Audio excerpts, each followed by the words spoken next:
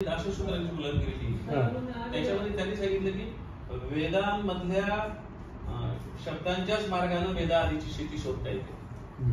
त्यांनी तसं ते शोधून दाखवलं. मग त्याचे ते तिन्ही खंड जेव्हा मी वाचले दाशसूत्रांची मुलं केली लक्षात आले की वेदा आधी पण शेती होती, भारी इंटरेस्टिंग शेती होती, फक्त महिलांची शेती होती. पुरुषांना शेतीत प्रवेश नव्हता. पुरुष जर शेतीत प्रवेश केला, बागाच्या आत पाऊल टाकलं तर ती शेती जळते असा समज होता. त्याच्यामुळे पुरुषाला एंट्रीच नव्हती.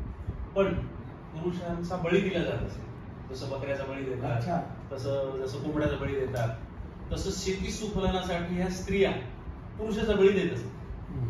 पुरुष कापत असत शेती जास्त पिकावी म्हणून, त्यांचे ते समज होते, तर ते पुरुषाचा बळी दिला जात असत.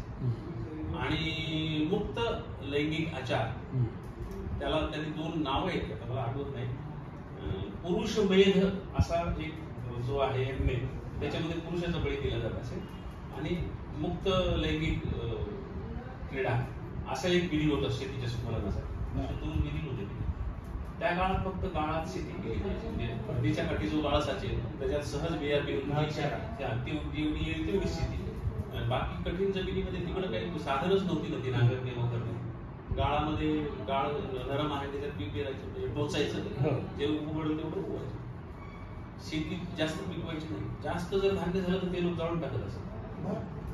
गावापैकी धान्य जाळून टाकायचं, समान वाटप करून घ्यायचं, वैयक्तिक मालकीचा हक्क सामील. हे सगळं त्या पुस्तकातून वेदा आधीच्या शेती, आणि त्याच्यातून मग सिंधू संस्कृतीतली शेती विकसित झाली.